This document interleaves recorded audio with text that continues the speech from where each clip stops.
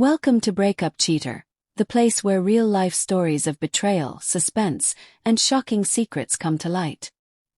Here we dive deep into tales that chill you to the bone, unravel mysteries that leave you questioning everything, and reveal the raw truths people try to hide. If you crave suspense, real-life drama, and stories that grip you from beginning to end, you're in the right place. Subscribe and hit the bell so you never miss a story. Because sometimes the truth is darker than fiction. Sometimes the smallest cracks are the first signs that everything you thought you knew is about to fall apart. Trust. Love. The life you built together, shattered in an instant. Tonight's story is about betrayal so deep, it changes everything. Stay with me as we uncover the night that destroyed a marriage, exposed secrets, and revealed just how far some people will go when desire overtakes loyalty. This is the story of one man's journey through heartbreak, truth, and ultimately, reclaiming his life. When everything falls apart, it rarely happens all at once. It's the quiet moments, the small cracks that widen over time, that slowly erode the foundation beneath you. That night, I waited for Clara to come home. Midnight passed, and my patience was wearing thin. She had gone out with her friends, insisting she needed a little space. I tried to convince myself it was harmless, that there was nothing to worry about. But when the door finally creaked open, my heart sank. Clara looked off. Her hair was tangled and messy, as if she'd been caught in a sudden storm. Her blouse was wrinkled and hanging loosely, the edges frayed as though it had been pulled. And then there was something else I couldn't ignore, a faint, damp stain on her thighs. Froze. The air carried the faint scent of cologne, and my stomach twisted. Not hers. Not mine. Someone else's. I guided her to bed, helping her clean up, though my hands shook the entire time. "Clara, what happened?" I asked softly, forcing my voice to stay calm. I told myself there had to be an explanation. Her eyes were glassy and unfocused. She mumbled, barely audible. "It doesn't mean anything, just once. I'm sorry." Her apology struck me harder than anything I'd ever felt. Sorry for what? I wanted to scream, to demand an answer, but I couldn't. Not while she was like this. I swallowed the lump in my throat, tucked her in, and left the room. My heart clung to hope, but my gut whispered a harsh truth. Something had happened, something I might never forgive. The morning brought clarity I wasn't ready for. Clara woke up groaning, clutching her head as though trying to piece together the fragments of the previous night. I sat in the kitchen, staring at the evidence I couldn't unsee. I hadn't slept. My mind replayed every slurred word, every smell, every subtle sign. I needed answers, and I feared what they might reveal. She walked into the kitchen wearing the same wrinkled clothes from the night before. Her eyes, red-rimmed and heavy, finally met mine. She noticed the photos spread across the table, the photos I had taken in a mix of confusion, fear, and the desperate need to process what I had seen. "Do you even remember what happened last night?"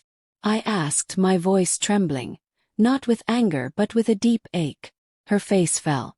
Panic, guilt, and recognition flashed across her features. She didn't need me to explain, she already knew. Tears streamed down her face as she whispered, "I'm sorry.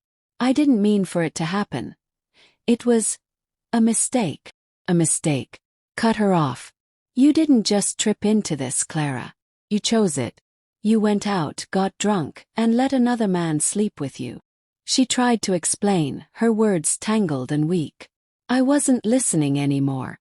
Her apologies weren't for me. They were for her, a way to soothe her own guilt. And that realization was what hurt the most. She didn't understand the destruction she had caused, the trust she had shattered. I walked out, needing air, leaving her alone with the wreckage she had created. I tried to push it out of my mind, but the questions gnawed at me. Who was he? How long had this been going on? And why her? Her drunken confession offered a single clue. The name Ethan. That was enough to start digging. It didn't take long. Social media made it easy. Ethan was polished, confident, charming, the kind of man who could talk his way through anything. But what struck me most was that he was married, with a picture-perfect family displayed online. Vacations, birthday parties, cozy mornings at home. He had it all, or so it appeared. I had to know how deep it went. Clara's phone became my next focus. Late one night, while she slept, I unlocked it. The messages were short, casual, but damning. Ethan had known she'd be at the bar. He had come because he knew she would be there. This wasn't random. It was planned. The evidence left no doubt. This wasn't a one-time lapse in judgment. It was deliberate. I decided Ethan's wife needed to know the truth. She deserved to see the man she had married for who he really was. I wasn't seeking revenge. I wanted justice. I reached out to her carefully. We agreed to meet at a quiet cafe downtown.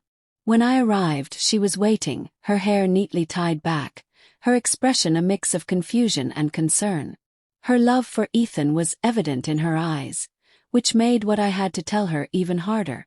I didn't soften the blow. "Your husband had an affair with my wife," I said plainly. The disbelief on her face was immediate. Her hands trembled as she lowered her coffee cup. I showed her the screenshots, the photos, the recordings.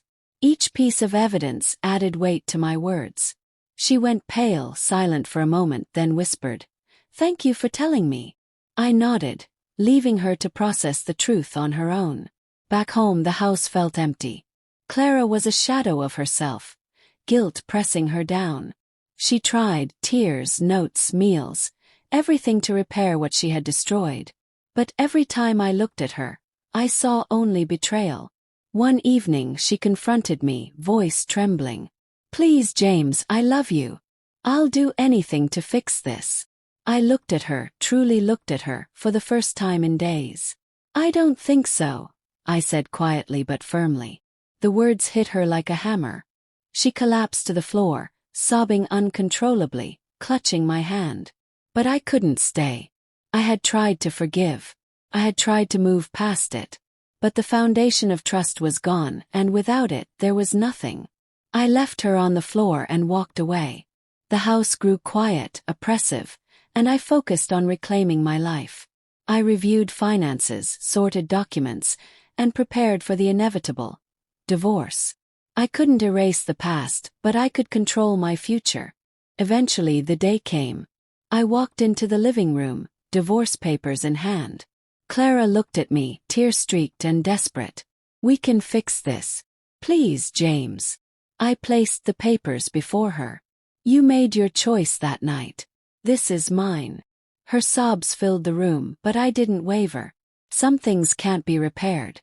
Some betrayals leave scars too deep to heal. I walked away. Weeks passed. I couldn't stay in the bedroom we once shared. I slept on the couch, but slowly, I reclaimed my home and myself. I painted, rearranged furniture, rebuilt my space. And in doing so, I rebuilt my life. Clara disappeared from my life. I heard bits and pieces of her struggles, but I focused on my own healing. Time didn't erase the pain. It taught me to live with it, to grow around it. I found peace, solitude, and a freedom I hadn't felt in years. In the end, we both lost something. I lost a wife I thought I knew, and she lost the life we built. But I gained something far more valuable, myself. And that was worth every painful step. This story reminds us that betrayal can break us, but it can also teach us the value of self-respect, clarity, and the courage to walk away. Sometimes losing someone doesn't mean the end. It can be the beginning of finding yourself again. If you found this story intense, gripping, or thought-provoking, don't forget to like the video, share it with your friends, and subscribe to our channel for more real-life suspense and shocking stories. And remember, always pay attention to the quiet signs, because sometimes the cracks are warning you that the walls are about to fall.